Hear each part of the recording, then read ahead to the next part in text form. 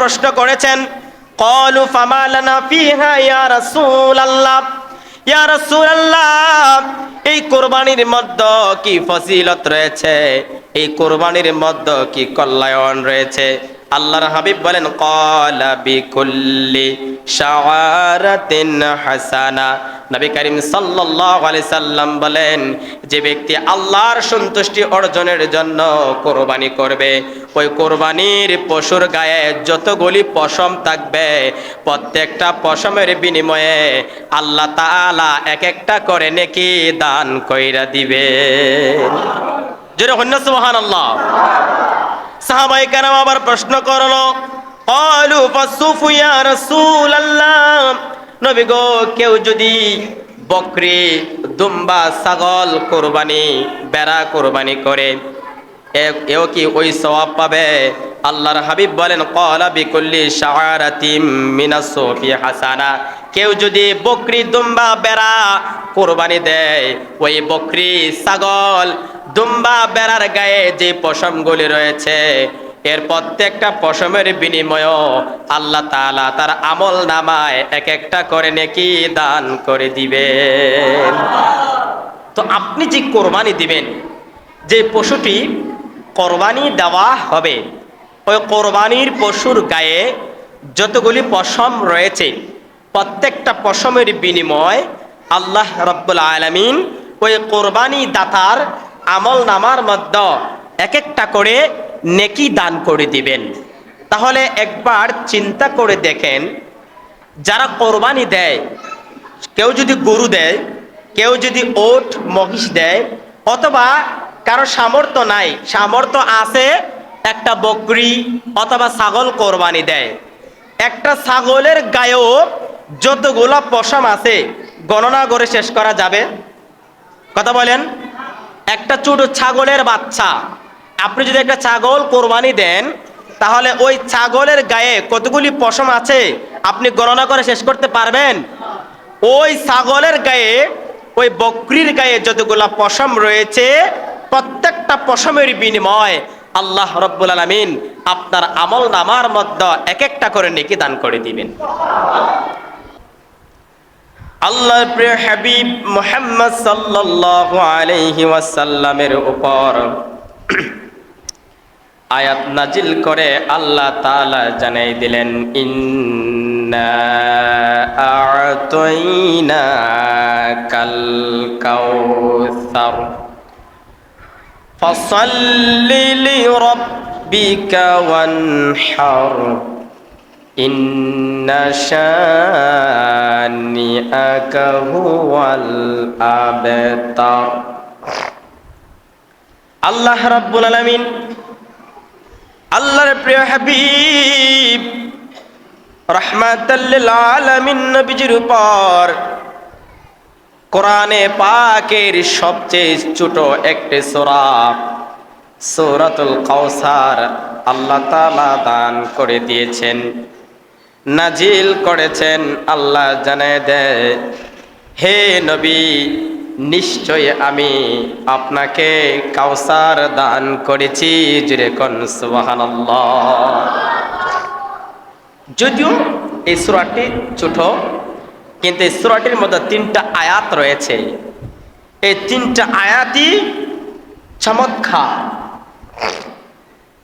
আল্লাহ রাব্বুল আলামিন এই পৃথিবীতে আদম থেকে ঈসা রূহুল্লাহ পর্যন্ত যত নবী আম্বি কেরাম আল্লাহ পাঠিয়েছেন, কোন নবীকে এত মর্যাদা দেন নাই যতটুকু মর্যাদা আমার আপনার নবী নবী মুহাম্মদ সাল্লাল্লাহু আলাইহি ওয়াসাল্লামকে দান করেছেন। সবচেয়ে বড় নিয়ামত আল্লাহ সূরাতুল কাউসার আমার প্রিয় নবীর উপর নাজিল করে জানাই দিলেন, হে নবী, নিশ্চয় নিশ্চয় আমি আল্লাহ আপনাকে কাউসার দান করেছি। এই কাউসার সম্পর্কে আলোচনা করতে হলে অনেক সময়ের দরকার। 2 নম্বর আয়াত আল্লাহ তাআলা জানায় দেয়, ফাসাল্লি লিরাব্বিকা ওয়ানহার। হে হাবিব, আপনি আপনার পালনকর্তার উদ্দেশ্যে নামাজ পড়ুন এবং কুরবানি করুন। জোরে কোন সুবহানাল্লাহ। আল্লাহ রাব্বুল আলামিন আমার প্রিয় নবীকে জানাই দিলেন, ও নবী, আপনার পালন কর্তার উদ্দেশ্যে নামাজ পড়ুন এবং আপনার পালন কর্তার উদ্দেশ্যে পালন কর্তার সন্তুষ্টির জন্য আপনি কোরবানি করুন। শুধু তাই নয়, অন্য আরেক আয়াতে আল্লাহ রাব্বুল আলামিন জানায় দেয়, কুল ইন্না সালাতি ওয়া নুসুকি ওয়া মাহইয়ায়া ওয়া মামাতি লিল্লাহি রাব্বিল আলামিন। আল্লাহ তাআলা বলেন, কুল, হে নবী আপনি বলুন, ইন্না সলাতি, নিশ্চয় আমার নামাজ, ওয়া নুসুকি, আমার কুরবানি, ওয়া মাহইয়ায়া, আমার জীবন, ওয়া মামাতি, আমার মরণ, লিল্লাহি রাব্বিল আলামিন, সব কিছু বিশ্ব প্রতিপালক আল্লাহর জন্য। যেরকম সুবহানাল্লাহ।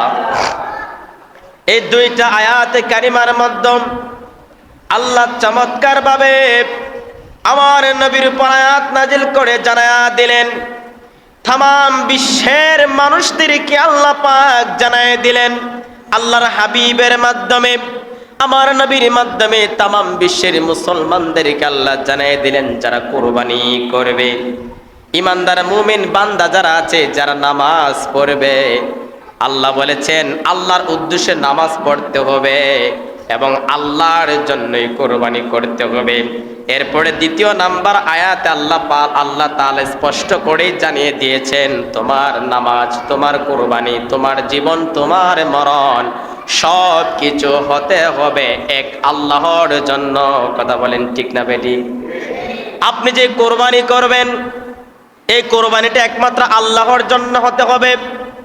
যদি মনে করেন আমি গোশত খাওয়ার জন্য কুরবানি দিব, মানুষকে দেখানোর জন্য কুরবানি দিব, তাহলে আপনার সেই কুরবানি গ্রহণযোগ্য হবে না। আপনি যে নামাজ পড়েন, ওই নামাজটা যদি মনে করেন মানুষকে দেখানোর জন্য নামাজ পড়ব, মানুষ আমাকে বলবে আমি নামাজি, তাহলে আপনার সেই নামাজ, সেই ইবাদত আল্লাহর দরবারে গ্রহণযোগ্য হবে না। সব কিছু হতে হবে একমাত্র আল্লাহর জন্য। কথা বলেন ঠিক না বেঠি? এই কোরবানির বিধান শুধুই আমাদের উপরে নাজিল হয় নাই, এই কোরবানির বিধান শুধু আল্লাহ তাআলা আখিরি নবীর যুগে দেয় নাই, মুহাম্মদ সাল্লাল্লাহু আলাইহি ওয়াসাল্লামকে দেয় নাই। এই কোরবানির বিধান যুগে যুগে এসেছে।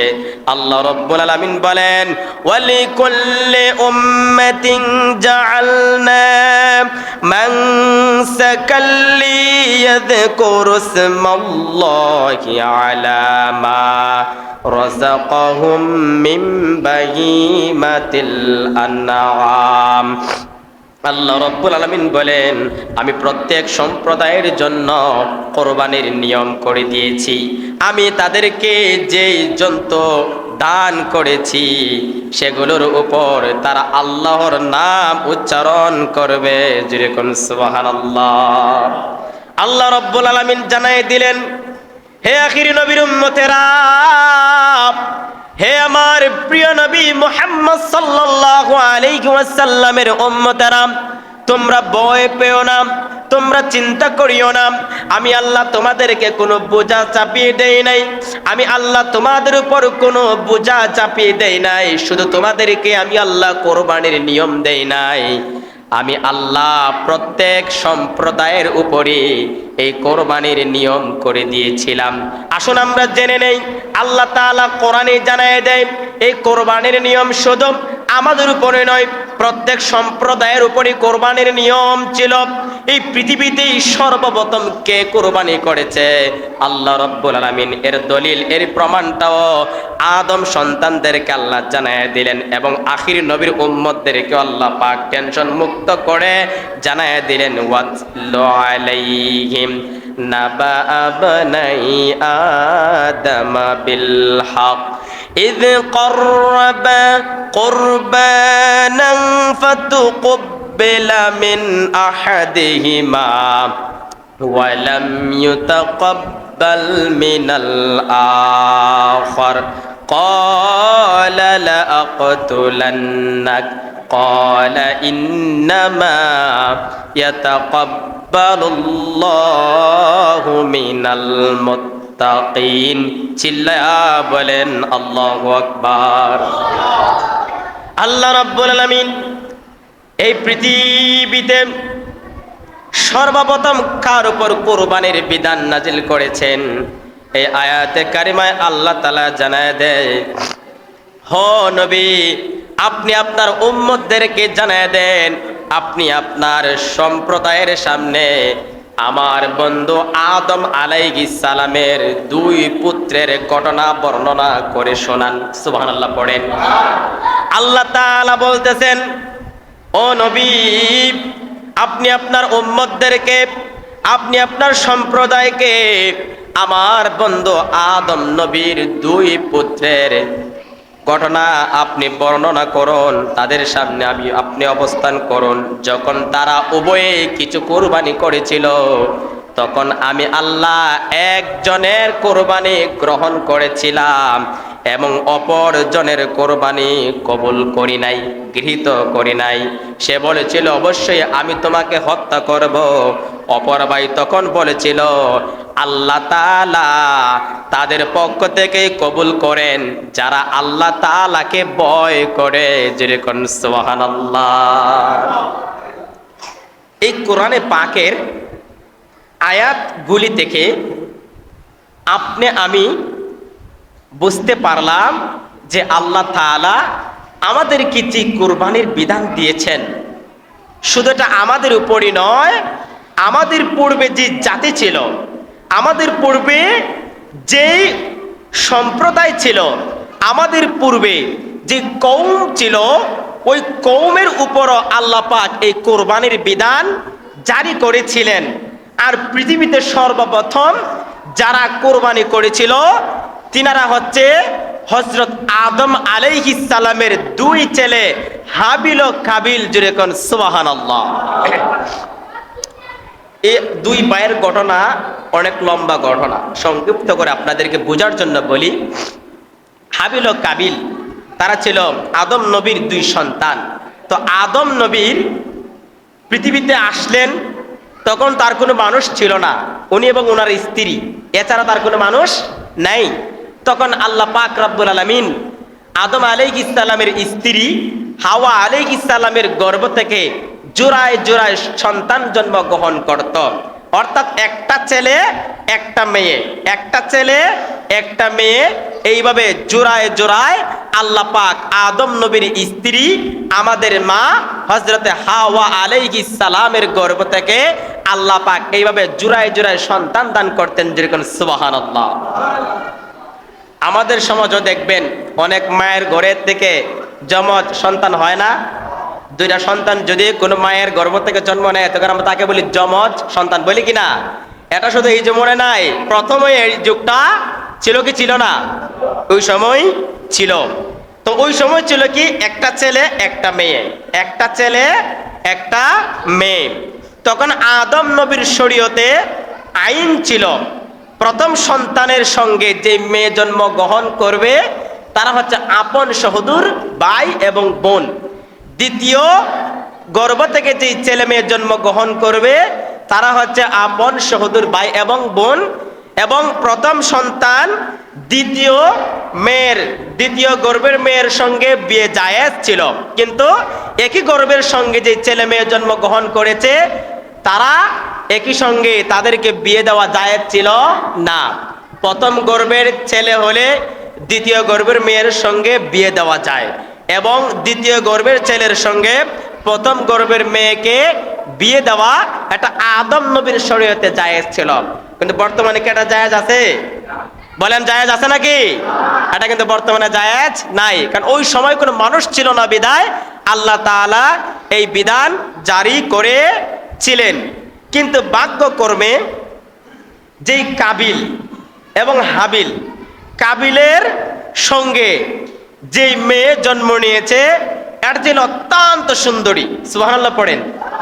মানে কাবিলের সঙ্গে যে মেয়ে জন্মগ্রহণ নিয়েছে এটা ছিল অত্যন্ত সুন্দরী, এবং হাবিলের সঙ্গে যে মেয়ে জন্মগ্রহণ করেছে ওই মেয়েটা ছিল কালো কুৎসিত। তখন আদম নবীর শরীয়ত অনুযায়ী প্রথম গর্ভের ছেলে দ্বিতীয় গর্ভের মেয়েকে বিয়ে করতে হবে, এবং দ্বিতীয় গর্ভের ছেলে প্রথম গর্ভের মেয়েকে বিয়ে করতে হবে। কিন্তু কাবিল বলে এটা আমি মানি না, সেটা মানতেই রাজি হয় না। তার সঙ্গে যেই মেয়ে জন্ম নিয়েছে, তার সঙ্গে তার যে বোন জন্ম নিয়েছে সুন্দরী, তার নাম ছিল আকলিমা, সে চায় তাকেই বিয়ে করার জন্য, কিন্তু ওইটা তো শরীয়তে জায়েজ ছিল না। শেষ পর্যন্ত আদম আলাইহিস সালামকে আল্লাহ তাআলা জানিয়ে দিলেন, তুমি তোমার দুই সন্তানকে বলো কিছু কুরবানি করার জন্য। কি করার জন্য? কথা বলেন, কি করার জন্য? কুরবানি করার জন্য।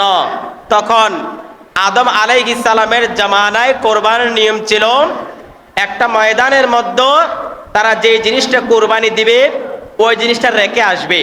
আল্লাহ পাক রব্বুল আলামিন, আল্লাহ পাকের পক্ষ থেকে আসমান থেকে আগুন আসবে, আগুন এসে যে জিনিসটাকে জ্বালিয়ে দিবে তার কুরবানি আল্লাহর দরবারে গ্রহণযোগ্য, কবুল হয়েছে বলে প্রমাণিত হয়ে যাবে, গ্রহণযোগ্য হবে। জোরে কোন সুবহানাল্লাহ। তখন আল্লাহর নবী হযরত আদম আলাইহিস সালাম হাবিল এবং কাবিল দুনো ভাইকে বললেন, তোমরা দুনো ভাই কোনো কিছু কুরবানি করো, যাদের কুরবানি আল্লাহর দরবারে গ্রহণযোগ্য হবে তাদের সঙ্গে আকলিমাকে বিয়ে দেওয়া হবে। কাবিল সে কিছু উট, দুম্বা, বেড়া, বকরি পালত, এবং হাবিল ছিল কৃষক। সে ময়দানের মধ্যে কিছু কৃষি কাজ করত। সে কিছু গম, জবগুলি ময়দানের মধ্যে রেখে দিয়েছে, আর ওই দিক দিয়া কাবিল একটা ছাগল ময়দানের মধ্যে রেখে দিয়েছে। পরক্ষণেই দেখা যায় আল্লাহ রব্বুল আলামিন ওই হাবিল যে কৃষি মালগুলি ময়দানের মধ্যে রেখে দিয়েছিল, আল্লাহ তাআলা ওই হাবিলের জিনিসগুলা আগুন দিয়ে পুড়িয়ে দিয়েছেন, এবং তার কোরবানি আল্লাহর দরবারে কবুল হয়েছে। জোরে কোন সুবহানাল্লাহ। কিন্তু কাবিলের কোরবানি কবুল হয় নাই। সে ছিল অহংকারী। সে কি ছিল? অহংকারী। কিন্তু হাবিল ছিল ধর্মভীরু, আল্লাহওয়ালা, মুত্তাকি। তার ভিতরে আল্লাহর ভয় ছিল। আল্লাহর ভয় ছিল বিদায় সে আল্লাহর সন্তুষ্টির জন্য সে ফসল রেখেছে। সেই ফসলগুলি আল্লাহ তাআলা জ্বালিয়ে দিয়েছেন, গ্রহণযোগ্য করেছেন, কবুল করেছেন। কিন্তু কাবিলের কোরবানি আল্লাহ কবুল করে নাই। তখন কাবিল বলেছিল, আমি তোমাকে হত্যা করব। হাবিল বলেছিল, তুমি যদি আমাকে মারার জন্য হাত বাড়িয়ে দাও, আমি তোমাকে মারার জন্য আমার হাত বাড়াবো না। আমি আল্লাহর প্রতি তাওয়াক্কুল, আর আল্লাহ তাআলা ধর্মবিরোধীদের পক্ষ থেকে, আল্লাহকে যারা ভয় করে তাদের পক্ষ থেকে, মুত্তাকিদের পক্ষ থেকে আল্লাহ তাআলা কবুল করে নেন। এই পৃথিবীতে সর্বপ্রথম কোরবানি করেছিল আদম নবীর দুই ছেলে, এবং এই পৃথিবীতে পরক্ষণেই ওই কাবিল হাবিলকে মেরে ফেলেছে। কাবিল হাবিলকে মেরে ফেলেছে। একটা মেয়ের জন্য পৃথিবীতে সর্বপ্রথম যে খুন করেছে এটা আদম নবীর সন্তান কাবিল। আদম নবীর সন্তান প্রথম কোরবানি করেছে, আবার পৃথিবীতে প্রথম হত্যা খুন যে করেছে সেও কিন্তু কাবিল, আদম আলাইহিস সালামের দুই ছেলে। এবং পৃথিবীতে সর্বপ্রথম যিনি কৃষি কাজ করেছেন, পৃথিবীর সর্বপ্রথম যিনি কৃষি কাজ করেছেন তিনিও আমাদের আদি পিতা হযরত আদম আলাইহিস সালাম।